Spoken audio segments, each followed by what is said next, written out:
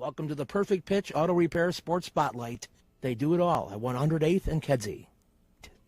Flowers for every imaginable occasion at Lansing Floral Shop. Call them at 708-474-1212. They deliver. Welcome back to another exciting edition of the Pointless Exercise podcast. Dave Brown is here to talk about all things baseball. Dave, how are you? I'm great, Andy. It's been a couple of weeks, but I blame myself. 6? No, you should blame me because I'm terrible at actually scheduling. I think if the podcast with Oleg and Prez wasn't always at the exact same time, the exact same day, I would forget to schedule it like half the time. Prez is always there. Prez is, he's ready to go. He's by 5 o'clock. He's sitting in the studio ready to record. So I don't want to leave the poor guy alone. So we hop in. Just every day at 5 o'clock, he's always ready to go. And then if you, I'm not sure. I only check every other Tuesday. I don't know what he's doing the rest of the time, but he could be there. So yeah, we are. What? How many games are we into this exciting season so far? 30. The Cubs have played 36 games. Oh, 36. They are 24-12, winners of 13 in a row at Wrigley Field, and it is their second longest home winning streak since 1935. Wow, it's the Pat Piper era. 2008 Cubs won 14 in a row, and that spurred them on to exalted heights of winning the division and getting swept in the first round of the playoffs. The 35 Cubs won 18 in a row, and they won almost all of them on one homestand because they had a 19-game road trip, then a 20-game homestand. Good Lord. I guess when you're going by train, yeah, that's how you schedule things. But it was funny because the lazy folks at Marquee were like, "Well, it's the longest Cub winning streak." Or how did they put it? They basically were saying, as far as we can tell, this is the second longest home winning streak. Somebody call Ed Harding. Guys, I'm a moron, but I know the 35 Cubs won 21 in a row. So maybe just pull up that Baseball Reference page and see if they had a big, long home winning streak, and they did. Oh, yeah. But anyway, it's very exciting. They win every night. They come from behind all the time. Completely sustainable. It's a lot of fun. But before we get to that, we had breaking news this morning. Is it breaking news? Ted Turner, the former owner of the Braves and Turner Broadcast System and CNN and all kinds of stuff, is dead.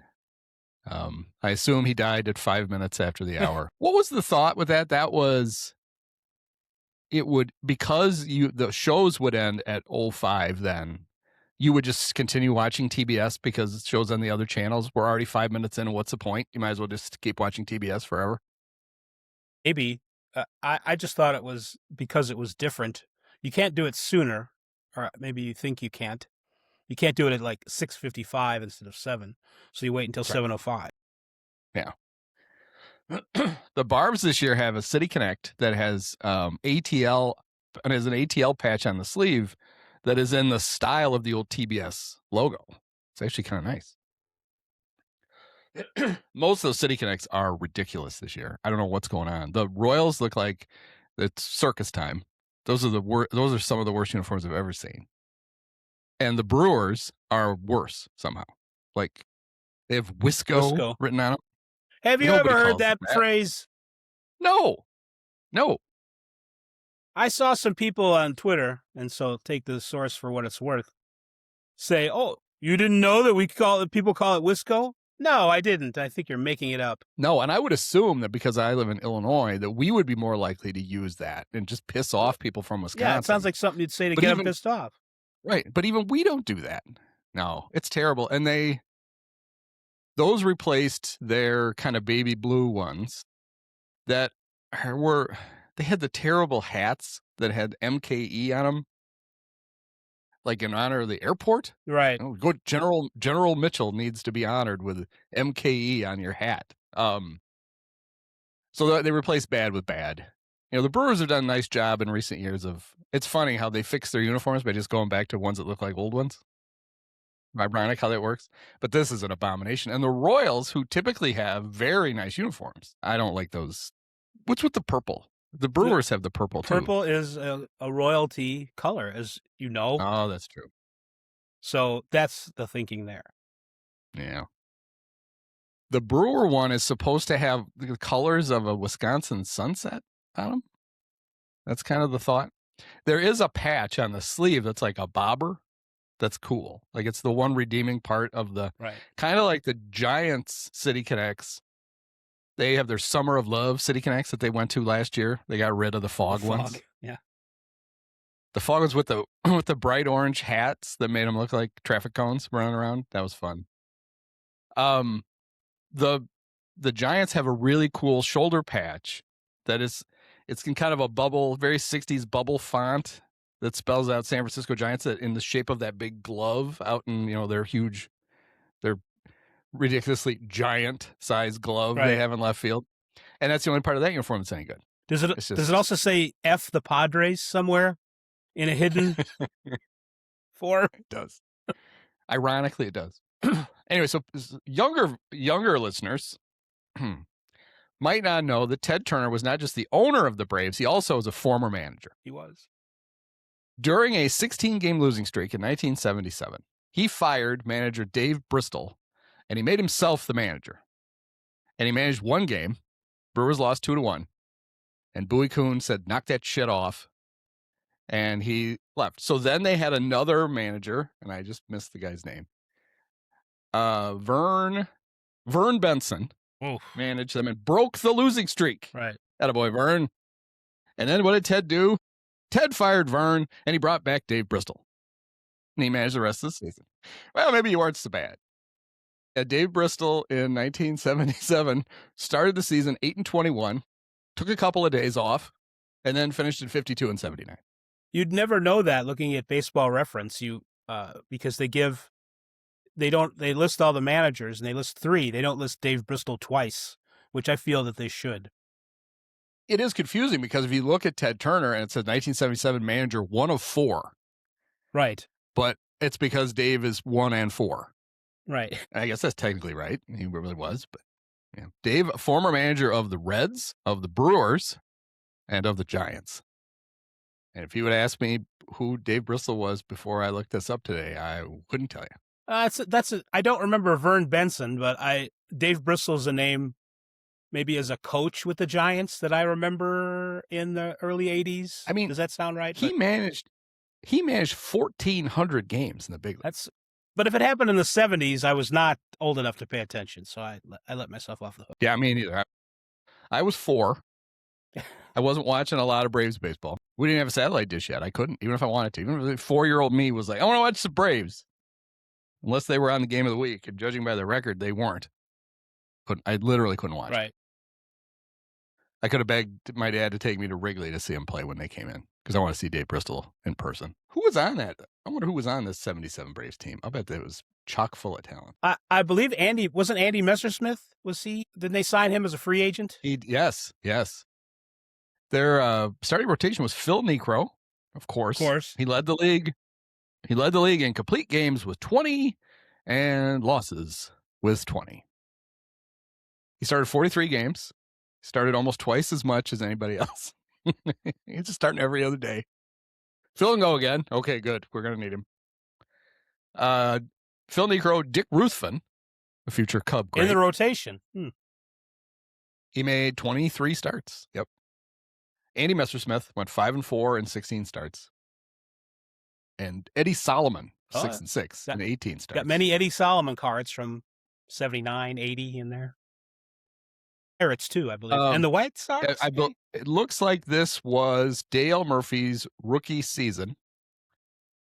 Catcher, Dale Murphy. Yes. If you remember that. I remember that happened, yes. Do you think Dale is upset or not that when people think of catchers who can't throw the ball back to the pitcher, they think of Mackie Sasser instead of him?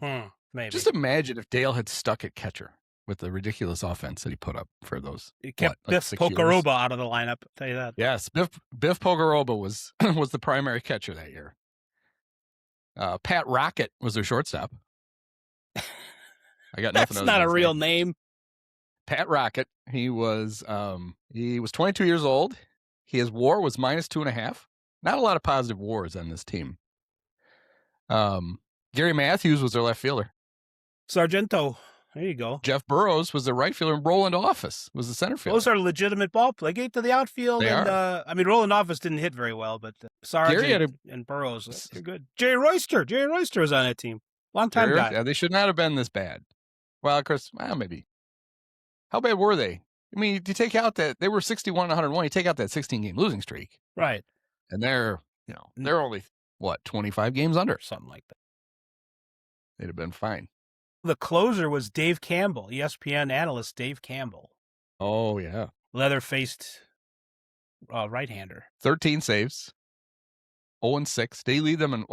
Phil Niekro's 8.9 WAR. I guess if you start every other day, right, you're going to be worth it. Yeah, 330 innings. So he was out there.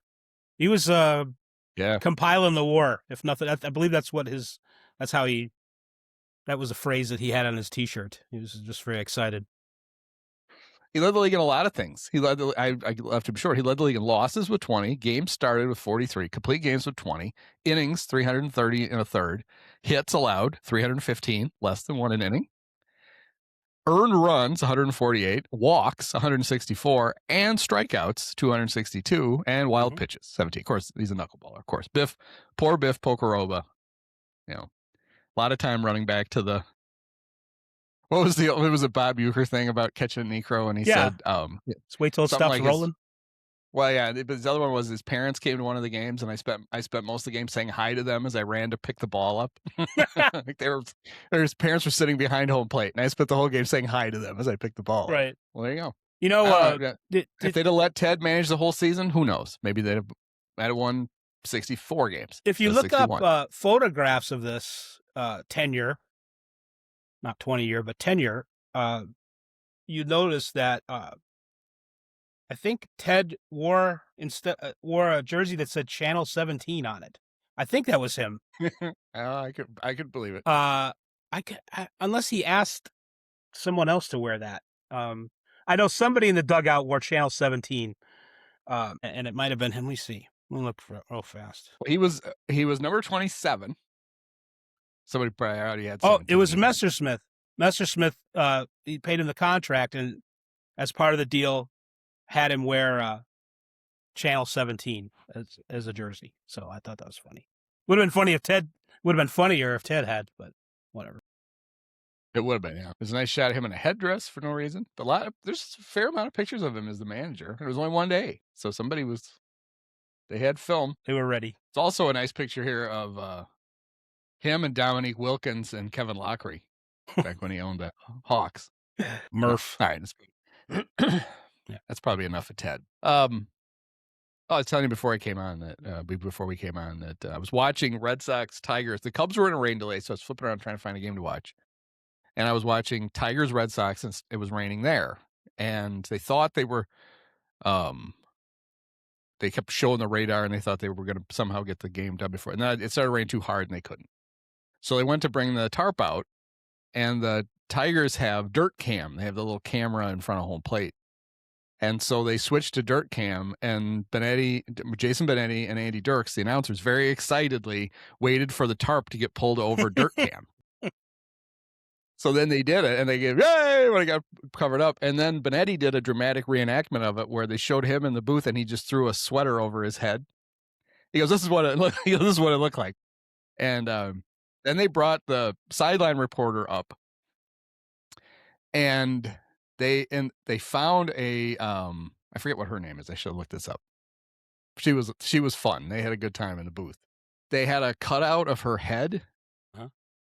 And the cutout, she's an attractive woman, but then the cutout, she's younger and blonde. And Benetti kept looking at her like, are you sure this is you? Yes, it's me. It was her COVID cutout, and she wasn't working with the team yet. Right. She was like a fan they had sent a picture and made a cutout. And they kept it. And he's like, do you walk around with this? And she's like, no, they keep this in the radio booth. So apparently the Tiger radio booth always has her picture in it. But then in the background, you could see Dirks. He's like digging around, going through boxes, and all of a sudden he pulls out Jenga. and he was setting Jenga up on the counter. And during the rain delay, they took questions from fans and played Jenga. Just the three of them. And they had a great time. And I was very disappointed when the tarp got pulled off the field. I was like, can we just stick with this? This is better than Red Sox Tigers. You can see why a curmudgeon like Jerry Reinsdorf would not want to have Jason Benetti around with all this. The Tigers are fully embracing the shenanigans. Like they have a rain delay theater like intro that they played. Mhm. That's like it's like a sitcom intro with all of anybody who's ever on the broadcast. So it's like him and Dirks and Bobby Scales and Dan Petrie. It was like, and Dan Petrie as Peaches. And they put this little jingle and they played that, and then they started the rain delay coverage. So I think the Tigers, I think, self-produced now. So I don't even think they're on like Fox. I don't think Fox Sports Detroit exists. I think none of the right. Fox ones exist. But yeah, they apparently they love rain delays. So it was fun. And the next day they found out that Tarek Skubal has loose bodies in his elbow. That doesn't sound good. You don't want tight bodies either. I mean, you want a tight body, but you don't want tight bodies or loose bodies in your elbow if you're a pitcher. And he had been there had been some signs that things were not great. I mean, it's not that his velocity was down, but he was doing things like shaking the elbow and, having trainers come out. And he's like, no, I'm fine, but he's not. Yeah, they had a clip. They showed a clip of him shaking his elbow. The trainer, he tries to wave the trainer off. Trainer comes out. They look at it. He's like, they're kind of like poking his elbow and he's grimacing. And then he stayed in. Right. Scott Boras screaming at the TV. Right. So he's out for 2 or 3 months, which doesn't seem ideal. Maybe. But don't worry. It could be worse. It could be worse. Oh, it could be worse. Well, he's having surgery today. That's right. So they'll find out if the loose body, if that's really all it is, the loose bodies. But that's okay. They have Framber Valdez. Oof. And he picked up the slack yesterday just fine. He gave up 10 runs in 3 innings, 7 earned. He gave up back-to-back homers, one of them to Wilson Contreras, where Cub fans will remember that Wilson had a home run during the COVID year against the White Sox after he'd been hit earlier in the game and threw his bat about 400 feet in the air. Mm-hmm. He reenacted that for the good folks in Detroit. And then the next guy hit a home run, and then Trevor Story came up, and Framber treated him like the backup catcher in Houston and hit him and got tossed. Right. And it was ejected. Yeah, ejected, and said it was unfair. Of course, what he picked up the slack and then he let go of the slack and then he beat his own catcher with the slack. So just started whooping. Yeah, he's very misunderstood apparently, and life is unfair, and I don't know. It's there was a reason he was on the market so long in the winter, and we see. I was hoping, I didn't hear it, but I was hoping when he hit Story that Benetti went, about time, it's 10-3. But I'm sure he did. So speaking of the early season, all of us were on the exciting pregame or preseason spectacular that we did, where we all made our predictions. And it's way too early to take a victory lap, but I'm going to do it anyway, because I nailed some picks that, I had the Mets to win the pennant. Come on. That was very astute of me. Wow. They are currently 13-12, only 12 games behind the Braves in the East. Right. 13-20? Oh, excuse me. 13-22. 22. Okay. I said 12. 13-22. You're trying to grease it for them, but that's not going to happen. They have won 2 in a row though. So here it comes. I picked the Phillies to make the playoffs. They are 16-20. They are on their second manager. They'll be fine. I think they will recover-ish. Yes. Yeah. The team I think I probably missed out a little bit of the Giants, who I had given the third wild card spot. They are currently tied with the Rockies for last place in the West at 14-22. We call you Buster Dolan. And it's all kinds of bad. They've already played they already brought Bryce Eldridge up. Like they're one. Yeah. We got nothing else to do. Fine. We'll just call Bryce up. He'll fix everything. Also, I picked Logan Webb to win the Cy Young, and he's been terrific so far this year. 2-4 with a 5.06 ERA. So, let me check that FIP. Hold on. So you're welcome, America.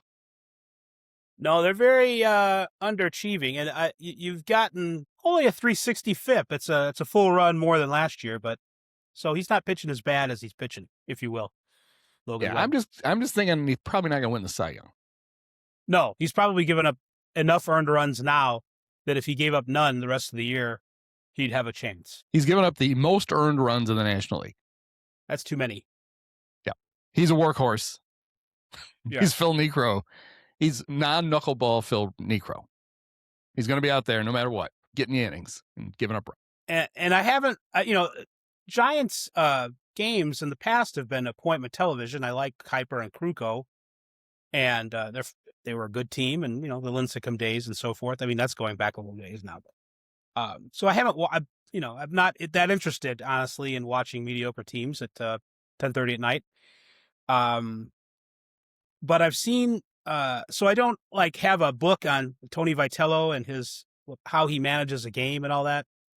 But he's had some very strange moments that give you the feeling that he's sort of in way over his head with the non-college game, and how he deals with the media and how he's dealt with a couple players, and just some I don't know if it's like immaturity or whatever.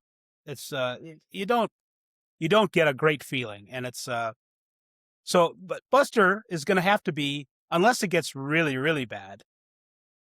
You bring in a Tony Vitello, and you at least got to go for the whole year with him. Yeah. So yeah, I don't expect Tony to get fired, but I also don't expect him to be there for a long time. So far, their best offensive player is Casey Schmidt. Is that a bad sign? Yes.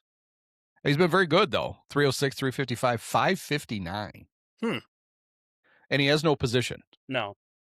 Because they have Luis Arraez, who's doing Luis Arraez things. He's hitting 316 with a 340 on base.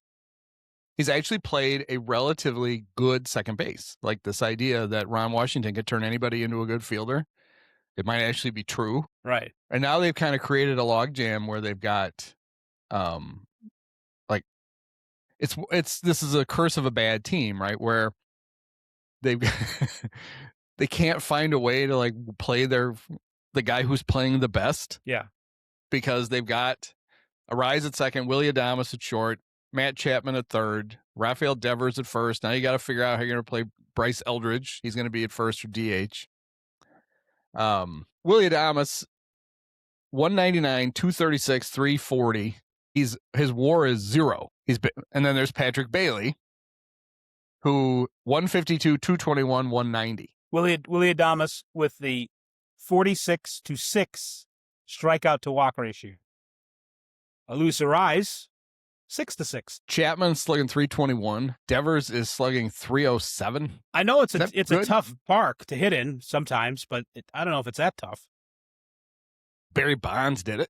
He did. I mean, he might have had a little help, but and another team I find interesting is the team the Cubs are currently playing, which are the Reds of Cincinnati, the Redlegs, if you will, who at one point were 20-14. And their Pythagorean record, if Pythagoras was managing them, 14-20. They have been outscored. They are 20-16 because they've lost the last 2 to the Cubs. And their run differential is -24. Is that good? That doesn't seem good. It doesn't. The second place team in the Central, the St. Louis Cardinals, 21-14. Their run differential +3. That record is built on sand. You hope. No, probably is. I do hope, but I also know, right? I predicted this. This is one of the few things I predicted that was right. I knew that when the Cardinals did this thing where they finally got rid of some of their overpriced veterans and they went young, that they would start off like a house of fire. Yeah. And people would be like, oh, look, they're really good. And then eventually they will suck. And then I will get to enjoy they haven't played the Cubs yet. The Cubs will slap them around. Right. Craig Counsell's boys. The Cubs, 24-12. They have a run differential of +44. The Brewers, the tied for last place Brewers, 18-16. Run differential, plus 42. Mm-hmm. They continue to be the Brewers impressive in how it's like the more players they lose, the more they kind of stay the same and they win anyway. Yeah, they don't. Well, and even in season, they don't. Churio hasn't played at all yet. He went when I was on his rehab and apparently got hurt again. Nothing like super serious, but he had to take a pause in his rehab assignment. Yelich is hurt. Brandon Woodruff went all of a sudden started throwing 82 miles an hour. They came out, Brandon, you okay? What? I'm fine. We're throwing 82. I am? That's not good. No. They have no idea how long he's out, but at least they paid him $32 million for this year. His contract had a $10 million buyout, so they bought him out. Then they gave him a qualifying offer and he took it. They're like, oh, we didn't know you were going to take that. I guess we'll have to pay you $32 million to throw Shouldn't underhand. they have worked that out for an entire season. They must have not. They must have been fine with it. Because otherwise, I think I should have looked this up before. I think if they didn't pick up his option, it was more. How could it have been more money? I don't know. I got to look this up. Well, because that's a good point. I mean, he wasn't going to make $33 million. Was it more than 1 year if they picked up his option? Well, you have to in order to be able to submit a qualifying offer. I think you have to pick up. If you don't, you had to make him a free agent, which they did by buying him out. Then they could give him a qualifying offer. Okay. Cubs did the same thing with Shota. They bought him out, and then they gave him the qualifying offer, and he took it. And I don't think we're all that excited about it. He's been like he was when he was great. Shota.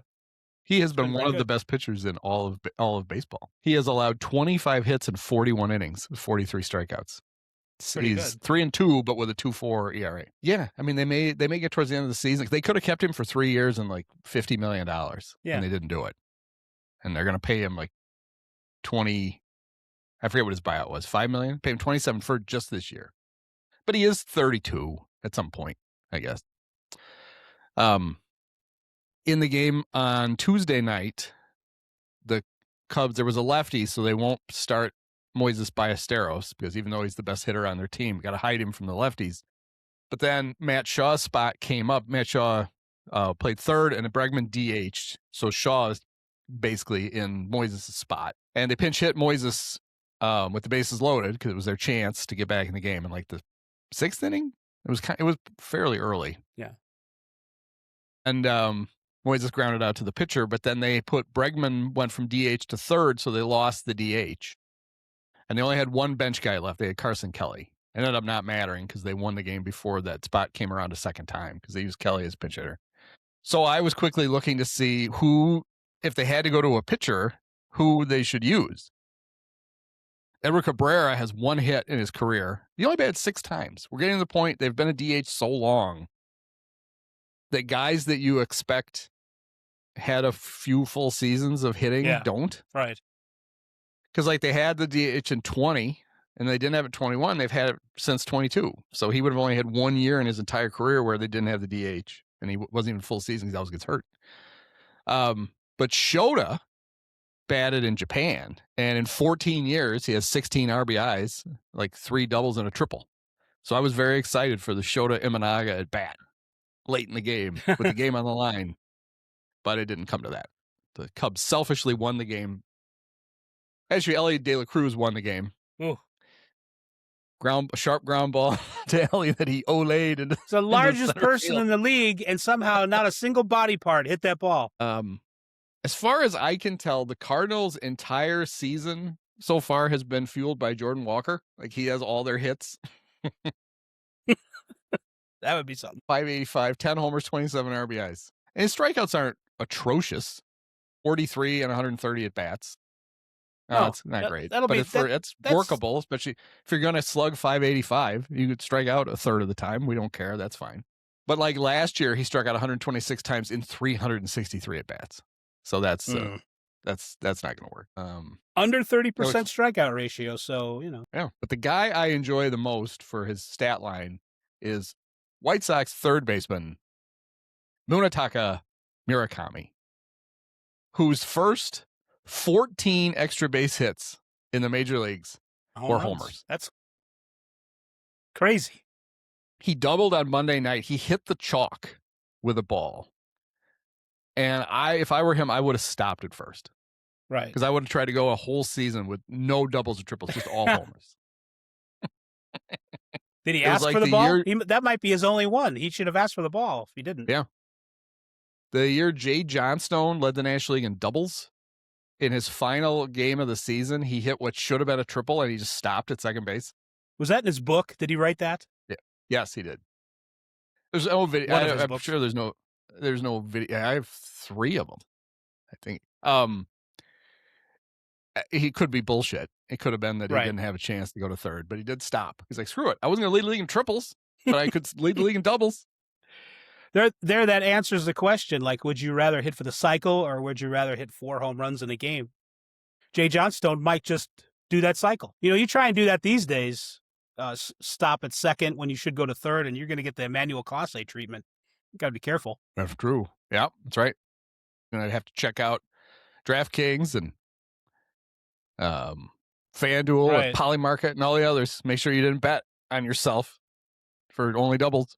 Don't get yourself parlayed. Back when Len Casper was the Cub announcer, and every time anybody would get close to the cycle, he would have to point out the fact that no Cub had done it since Mark Grace. Mm-hmm. But after 2016, Len would point out that Chris Bryant had done a much more impressive thing. And why do we get so hung up on the cycle? In the game against Cincinnati, Pryor hit 3 homers and 2 doubles.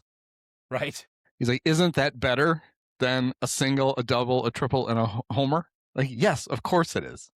It's like the cycle's not really, getting 4 hits in a game is a big deal because it's hard, but it's just random luck that you got one of everything. That's not a skill.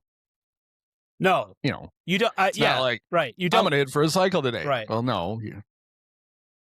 You want as many bases as you can accumulate. Murakami, it's pretty fascinating, and giving somebody a reason to watch the White Sox is very striking. It's unusual. Other than something terrible happening to them, this is actually something good, so it's fun. But I've noticed, I don't know how many singles he has, but I've seen him shorten 17. up and what's that? 16. All 16 singles. That's pretty. That's in 36 games. Something. You'll see him shorten up and hit a ball through the hole, and not necessarily try and hit a home run a few times. And I just I look at that as a good sign for, and sort of refreshing. I do, as much as I buy into brute force and power is good, and the Brent Rooker style and all that. I do like in certain situations, if you get 2 strikes, or maybe if you don't absolutely need a home run in the situation, or the pitcher isn't going to throw things that will maybe lead to home runs. He's got a little old school, like Larry Bowa would say, hey, that's a good at bat. So I do fall for that sometimes. And it's, so he's been fun and impressive in that sense. He's very Rob Deere-like. Yeah. Although with more walks. He has walked 28 times in 36 games. He has a 378 on base. Right. And a 583 slug. So batting average shouldn't even be a thing. It's ridiculous that for as many years we were like, well, how many hits do you get in a base? But don't count the walks. Right. So, if you didn't worry about batting average, you say it's pretty good. It's weird. The not getting any extra base hits unless you had a home run thing was fun, but weird. He's playing first, even though he played third mostly in Japan, but apparently played it poorly. And so far, it's early, but so far he rates out as an average defender at first. He gives you negative value on the bases. He's -1. So apparently some of that no doubles is slow. Yeah. But he's base batting run value, according to Baseball Savant, he's in the 96th percentile. And I don't know if the White Sox plan for him was sign him and then trade him. You almost wonder if like the smartest thing they could do would be to trade him when he's got lots of value, but because he's fun and they need people to come watch, they need people to buy tickets to games. I can't imagine they're actually going to trade him this year. Can't either. I mean, and he's also like, what does that tell you? That tells the next guy that, it's a little too extreme in that, Yeah. this is a business, and I don't know what you're gonna get in a trade like exactly, but I mean, I guess you could get a lot, but it's there would be lots of downsides to trading him, and you kind of went over them, and it's and it would be just a huge drag. I mean, they're very close to 500, which is surprising, and in the AL Central, that will get you contending, and 500 will be a contending record at the end of the year too, I think, especially with what's going on with the Tigers. Although I suppose the Royals could get 10 games over or 12 games over, but before it's done, they're getting pretty near 500 already, but after starting so horribly. But it would just be like what does Will Venable think about that if they were to actually do it? And it would be like the white flag trade on steroids. It would just be an incredible bummer if they did that, even if, I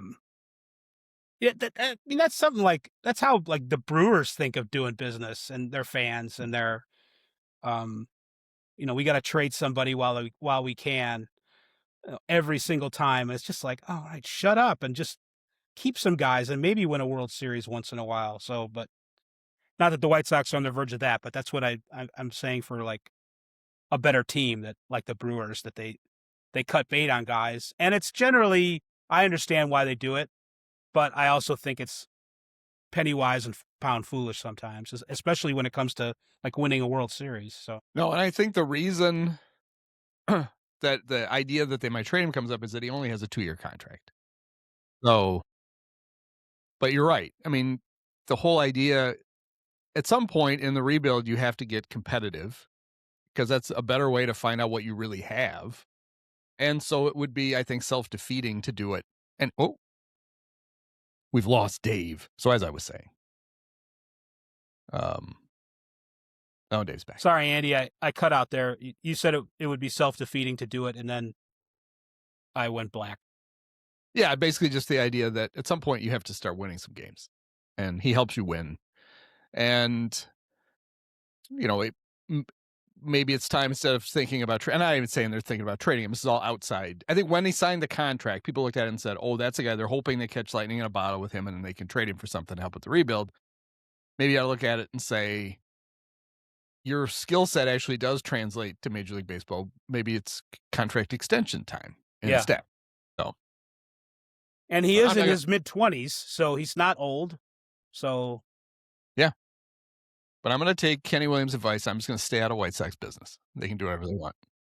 I honestly forget they're a thing most of the time. They are better off.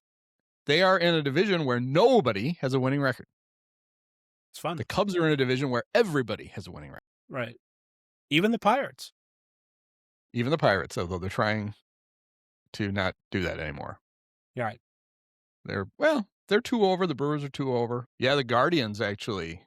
Well, the Guardians and Tigers are both tied, 18 and 19. Chase DeLauder can't do it all by himself, but he's trying. What about Travis Bazana? I hope he's really got to find he needs to marry somebody named Savannah. That would just be the greatest. I might steal that. I gotta go. I'm gonna maybe try and talk to them. Travis and Savannah Bazana. I have a friend named Nick Cavanda, and we always told him that he should find somebody named Wanda to marry. So should it be Wanda Cavanda? Do you know what his wife's name is? What? Rhonda. Oh my God. Rhonda Cavanda. Yep. One of the great names of all time. Yeah, those Dodgers who steamrolled everybody. They were like, what did they start? Like 12-4, I think. That's one. Yeah, they did. They are 22-14. They only have a half game lead on the Padres. There's a crisis in LA. Oh, maybe not. Yeah, maybe not. The Padres are they're another sort of Brewers-esque. No matter how much turnover there is, they seem to still be contenders. So I've seen there's a list somewhere of all the players that AJ Preller has traded. It's a damn good team. Yeah. So, but they keep winning anyway to an extent. So Rick Sutcliffe, this is a tradition now that I can't get behind on Marquee, where when they go on the West Coast trip, Rick Sutcliffe does the games because he lives out there. So they don't want to spend money on another plane ticket for Jim DeShays. So he doesn't go, and Rick does the games. And we got a little bit of mercy this time because 6-game trip to the Dodgers and Padres. Friday night was on Apple TV. Saturday was on Fox. So you only get 4 games of Rick. Well, we can handle 4 games of Rick. I've talked about it before. He's a Cub legend. He's, by all accounts, a very nice man. But as an announcer, you can handle about 15 minutes of him. And instead, you get, 12 hours of Rick Sutcliffe, and you can't do it. During the Padres series, every time Xander Bogaerts would get a hit, Rick would say some version of, Boog, they tried to move him off a shortstop, but look at him now. It's like, he's not playing shortstop when you're bragging about him. He can't play shortstop. They weren't going to not bat him, Rick. They were trying not to play him at shortstop. Right. And every time you get a hit, see, it's like that. It's not proving your point. Just knock it off. Padres are kind of a weird team in that they have all these and they signed them all within a few days. They have all these DH first base types. Yeah. In 3 days, I think they signed Miguel Andujar, Ty France, and Nick Castellanos. And they somehow need them all because in the series against the Cubs, Ty France was playing third base. Third base. I saw that. And he had that one play that was so good. Jake Cronenworth had to try it for a game too. He's like, this sucks. Jake went right on the injured list. He said, I'm not. Well, yeah, France can't tell what's fair or foul on the third base line. First base line, he's much better. Well, I don't know. Was it in that series? I think it was that series where Alex Bregman let a bunt go by him, thinking that it was going to go foul, and it was never close to going foul. It hit the bag. It was a double. It was an RBI double on a bunt. On a bunt. Bregman's like, oh, shit. Like, yeah, oh, shit. Nice job. They got Fernando. They got Tatis playing right, but also a lot of second. Does he have a home run yet? He has none. He is slugging .305 in 128 at-bats. Well, years ago, and now maybe this is 4, but he had surgery on his labrum, and people were thinking, there's a non-zero chance that this is going to really affect his power. And it, there was that, and there's lots of time since a positive drug test. And, he hasn't been the overwhelming power threat that he was, 5 years ago, shortly after the James Shields trade. And, but 0 home runs is, I wonder if this is a somehow related issue. Fernando's slugging by year, his rookie year, 590, then 571, then 611, right, and then labrum PED test, 449, 492, which isn't terrible, but it's not. It's 20. That was only 102 games. That I think was the suspension year. 446, 305. So there's been a dramatic, since the injury, a big drop, and then I kind of always suspected that the PED test was a result of I'm not hitting the ball as hard as I did, so give me some of this stuff, and then you flunk that test. Right. Yeah, so I guess the White Sox win the trade finally. No, it is not. No, that's not how that works? No. It is not close to that. 3 years of MVP level offense and then 2 platinum gloves. That doesn't all wash away, and then James Shields for a season and a half is worth it. I'm going to say no, but we'll give it a little more time, but no. One of the best things, somebody was defending Rick Hahn for the trade and saying the Padres didn't even ask for Tatis at first. And I think what they were trying to say was they didn't even know what they were getting. Right. He was very young. Well, that doesn't absolve the team that traded him, because you shouldn't, have a even better idea of what you're giving up because you actually work with the guy all the time. At that age, although now it's like, I don't know, I enjoy Tatis a lot, or I did. So I don't want to harp on him too much, but his struggles are weird. I don't know how to unpack it all, but now it's almost like he's turning into the afterthought, at least offensively, that the White Sox apparently thought he was. So maybe I'm giving them too much credit, but as far as how they projected him out 7 years ago or whatever. Yeah, I was going to say, it took 6 seasons for him to finally see. We told you he was going to stink. Right. In 7 years. maybe the marine layer is sort of like a haunting or a possession where it comes for you in certain people, certain at bats, and it's not a constant thing. So maybe he is being haunted or possessed by the marine layer ghost. That could be it. Like, that's possible. Have you, in your baseball travels, have you been to Petco? I have. I was there actually this off season with some friends. So not to see a game this time, but to do the tour. Yeah. And yeah, Is it really nice? it's really nice. Yeah, It's that's what I've heard. It's for top some five reason, ballpark? it doesn't project well on TV. Like, it looks too cementy on TV. Yeah. But everybody who's ever been there says it's great. And it has the cool feature where it has that Western. Well, of course, it's renamed, right? Because some sponsor put their name on it. But the old Western Metal Supply. Western Metal Supply. That's still on there, but they have other signs now too. Okay. Yeah, because that's like a it's cool a building. feature. It's the building that was there, but they didn't tear built down it when around they. yeah. Yes. But it's funny because all I've ever heard is how nice it is, and I was like, TV, it just kind of looks like, like it seems like a good atmosphere for a game. They go, Yeah. Fans go nuts and give me horrible flashbacks to Jack Murphy Stadium and Steve Garvey. Key Fuck all of sheeters. them. Yeah. Well, they've done some things with the outfield that they've to I don't know if it was to increase the offense or decrease it, but they would change like the angles of the outfield fence, and it did look sort of concretey, not Joe Creedy, but it is much cooler in person, and the underneath stuff is really neat. Although in the back, there's some concrete, that brutalist architecture, UIC campus concrete thing going on in the back too. But it's kind of in a industrial part of the city where you're very near bridges and those things that pick up boats, like Sabatkas in the second year of The Wire. Yep. And a very big convention center that looks sort of like a cruise ship, but it's concrete. Anyway, but the underneath stuff for the fans and the club level stuff, which like everyday people have access to too. There's lounges where you can go, and there's a nice bar with baseball themed decorations and so forth. It's really cool. It's a play, and the outfield area by Tony Gwynn's statue is really nice for kids. If you're into going to see ballparks, you got to go to Petco. You got to go to PNC. You got to go to Petco. You got to go to Oracle. Those are got to go to really West. Nice. Got to go to West Sacramento. Check out the. Right. Did you eat at the Tin Fish when you were there? I have eaten at the Tin Fish. I did not get a chance to do that this time, but I have eaten maybe 5 years ago or so.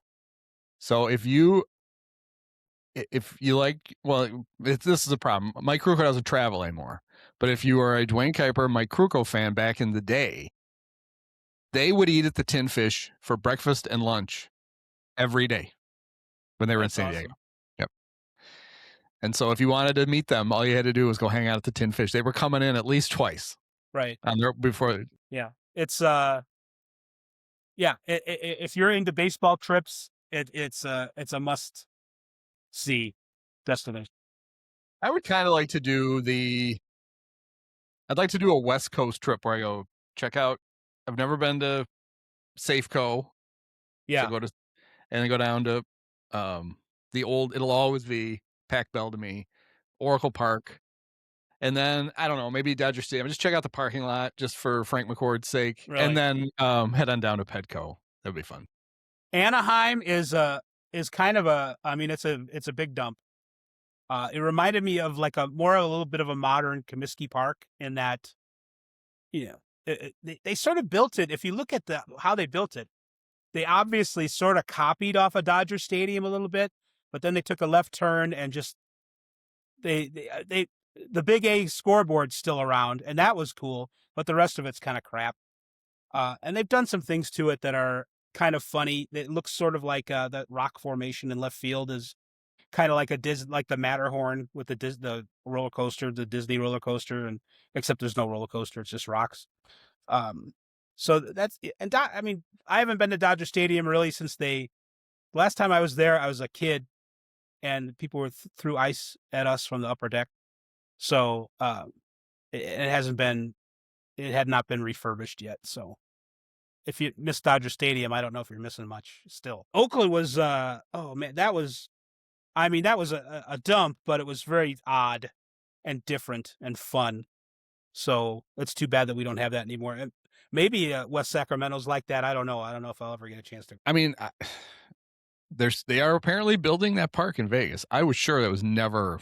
Of course, it's not done, and Fisher will probably stop writing checks about halfway through, and it'll just sit there. But apparently, that's really a thing that's going to happen. My hope was always that when the A's moved to Sacramento, that the Vegas thing would fall through. He would have to sell them, and that while they were in Sacramento, they would tear down the Coliseum and just build a new stadium there, which is what I think they always should have done.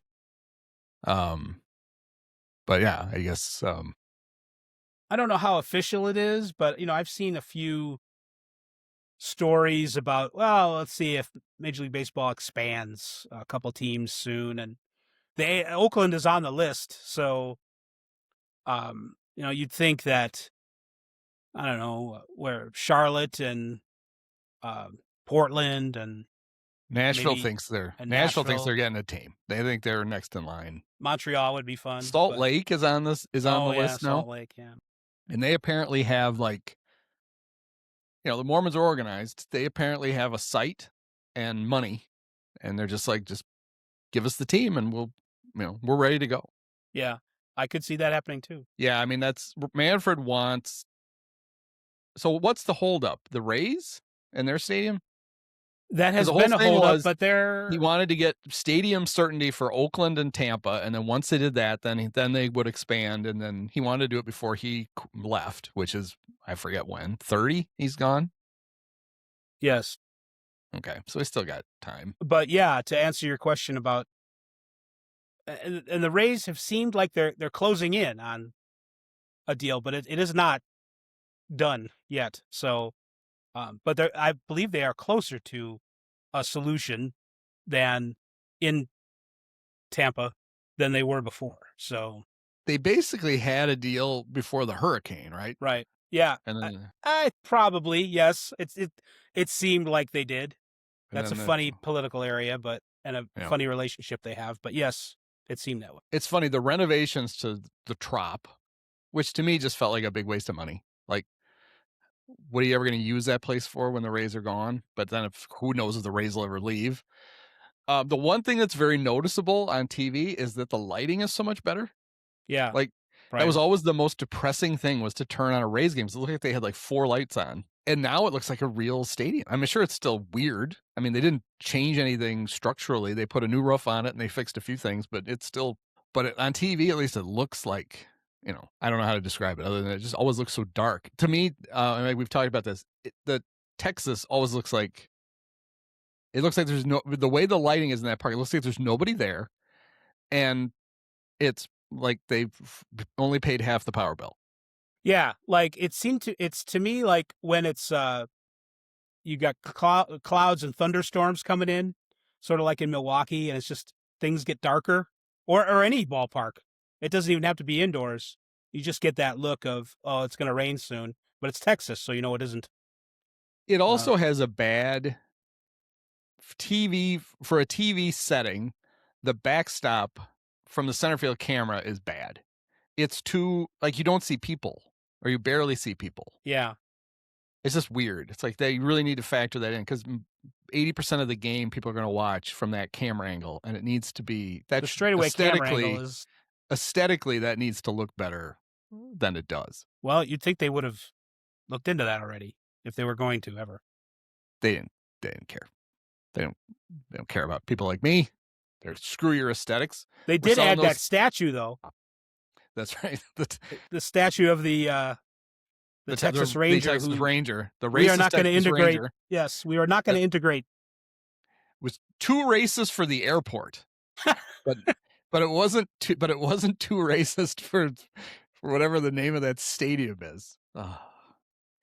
And honestly, why they had a chance just a few weeks ago, just replace it with a Chuck Norris statue. You want a Texas Ranger statue, that's to get. You honor the, and get his hairpiece and put that on display. How about this? I'm sure he had a bunch of them.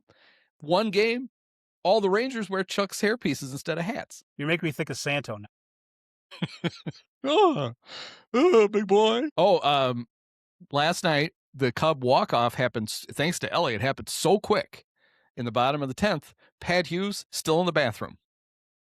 Really? Yep. Did not get a chance to call the walk-off because he hadn't gotten out of he was still in the can. Yep. Have you heard a couple of Pete Crow Armstrong's post-game interviews? He did one with Bruce Levine where it was sort of like he swore twice, and this was, if I may, something like, oh, this is fucking amazing, and that went over, and then and Conforto, he's sitting on his ass for 8 innings, and then it was like Earl Weaver in the famous, somewhat semi-staged pregame show where he's like, oh, Terry Crowley's lucky he's in effing baseball, and sits on his ass for 8 innings and breaks one open in the 9th inning. It reminded me of that. So it was like, the guy knows his history. Yep, he does. Well, Pete contributed to quite a week for Dalton Rushing had quite a week a couple of weeks ago. He did. So on Thursday, he got into a public beef with Luis Arise, who is like the nicest guy in baseball. The nicest guy in the league, yes. Because he had what was very clearly a dirty slide into Willy Adames, and Luis complained about it, and Dalton got all pissed off and started yelling at Luis Arise. Then they went home to play the Cubs, and Pete Crow had said in an article, see, that's Rick Sutcliffe. He calls him Pete Crow, so now we all just call him Pete Crow. Yeah, okay. Rick really thinks that's his first name, is Pete Crow. He thinks his name is Pete Crow Armstrong, not Pete Crow Armstrong. Pete Crow had said he didn't go to very many Dodgers games as a kid. He didn't really like it, especially when they almost killed the Giants. Brian Stowe, they put the Giants fan in he was a little kid, and that left an impression that the parking lot wasn't safe. You could get beat up, and but that when you go to games, they're basically just there to take pictures of themselves.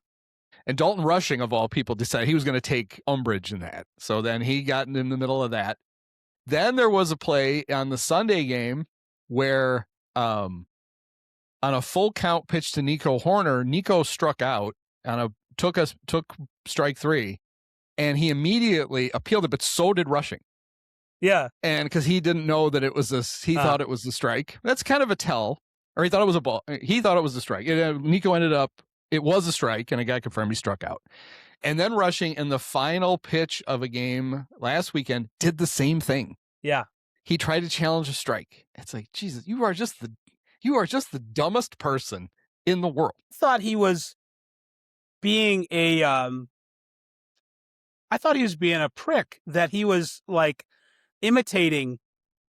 I'm tapping my head too. I honestly thought that's what it was. And he might have been, but I think both times he genuinely was like, I don't know if maybe it happened to him in spring training early in the year where he took a little too long and he didn't get the appeal, and now he's just damn sure that he's going to get it. But there's nothing more ridiculous than watching both guys.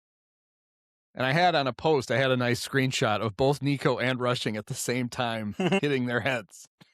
But then he did it again the other day. It's like, Jesus, just stop it. Did you see, I can't remember the catcher, but there was a catcher that there was a pass ball or a wild pitch, and he wanted to challenge the call, but he had to go get the ball. So they wouldn't let him challenge it because his first move was to get the ball. Rob, what have you done?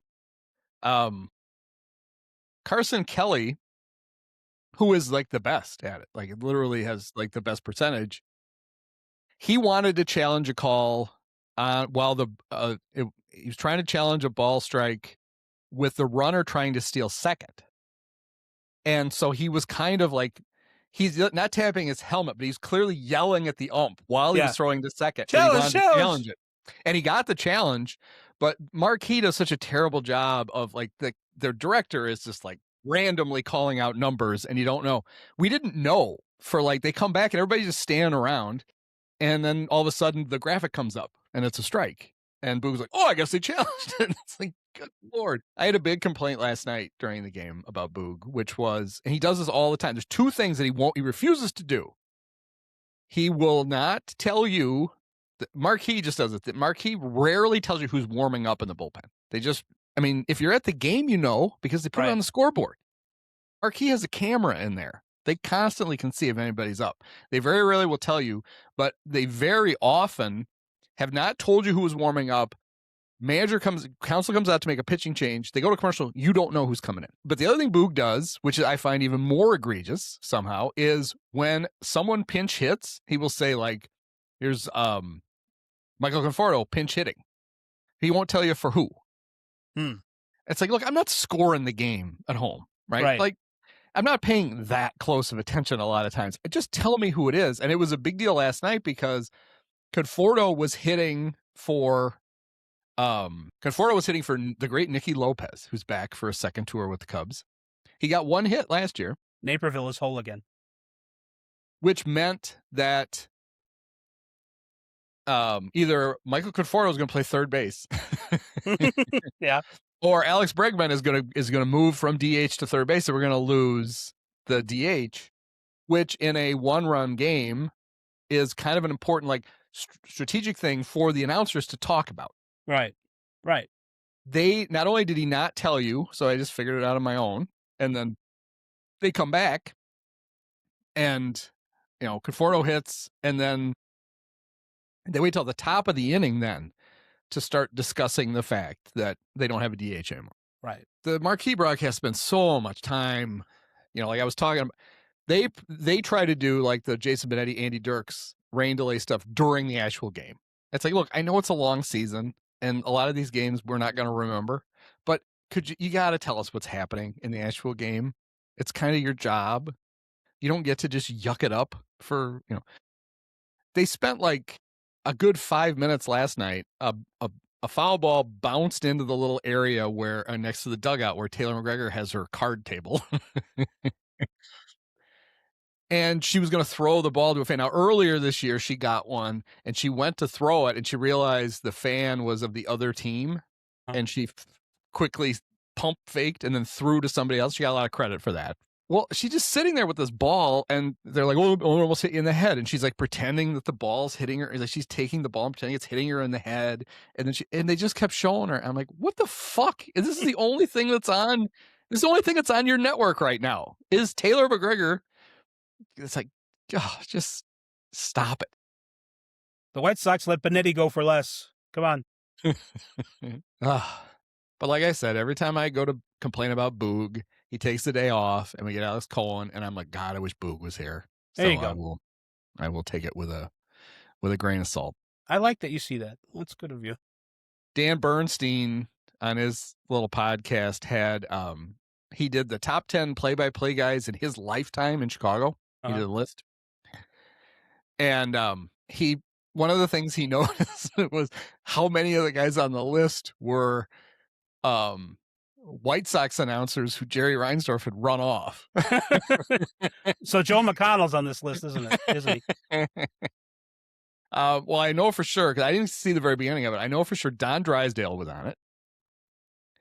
And Bernstein pointed out that Drysdale, he thinks he's probably the most accomplished athlete who was ever a great play-by-play announcer. It's a good question. And that he did other sports. He didn't just do baseball. Like he did basketball. He did college basketball. And he did other stuff. And he was only 34 years old when he started because he retired early because his arm, him and Sandy's arms fell off at about the same time. So he was one that, ended up leaving. But then there's the more famous ones. Like Benetti was like number 5 on his list, and then Harry was number 1. And he had a really good Jack. He put Brickhouse on the list. He had a really good Jack Brickhouse story about when he was with the Rockford Cubbies. I think it was even before. They were the Rockford Royals, and then they were the Rockford Cubbies, and they would bring celebrities out. And he said they brought Jack Brickhouse out to sign autographs and pinch old women on the butt and the Jack Brickhouse stuff. And they sent a limo, and by the time he gets to the park, he's just hammered, just completely hammered. And he does his things, and he comes on the air, and he does whatever. And then the next year, they're going to bring him back. And it's like, okay, they told the limo driver, don't stop. If you stop, he's going to go get booze. And we need him to at least be sober when he gets here. And, so the limo pulls up and Jack totters out of the limo and he's blitzed again. And they go to the limo driver and they're like, I thought we told you not to stop. And he goes, he wanted to stop for ice. And he goes, and that's all he bought was ice. He goes, he has like 6 or 7 airplane bottles of booze in his suit coat. So that's what he needed the ice for. So he was hammered again when he showed up. Good old Jack. My great aunt met him at a party, and she was telling my dad about it. Oh, I met Jack Brickhouse. He's like, oh, it was like, I don't know, but he had a huge boil on his neck.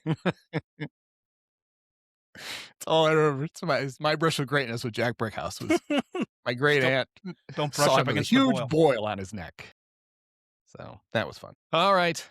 Well, I think we've covered everything we could cover so far. Sure. In baseball this year. Or at least half of it. Yeah. So that's good. All right. Well, we'll do this again in a couple of weeks. We'll see what's changed. All right. Sounds good. All right. Well, thanks, Dave. You're welcome. Many of us have herpes. Post-game show is brought to you by Christ, I can't find it. The hell with it. It's fitting. It's got to be done with one of the best games of all time. Just unbelievable. I mean, got to congratulate the Dolan family. Thank you. Sean, my podcast co-host Andy, you were his favorite player growing up. Oh, thank you so much, Awesome. Andy.